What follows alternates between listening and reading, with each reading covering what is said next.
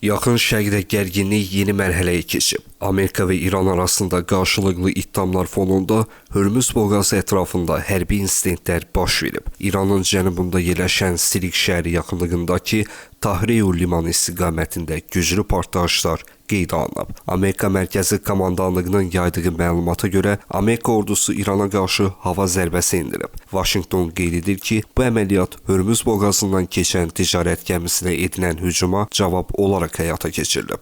Açıqlamada qeyd olunur ki, zərbələr İran ərazisində yerləşən bir sıra hərbi hədəfləri məhv edib. İranın Dövlət Teleradio Qurumu məlumat verib ki, Bakı vaxtı ilə saat 23:45 radələrində Tahrir limanının körpüsü yaxınlığında ardıcıl partlayışlar baş verib. İranlı hərbi mənbələrin iddiasına görə partlayışlar körpü ərazisinə mərmilərin düşməsi nəticəsində baş verib.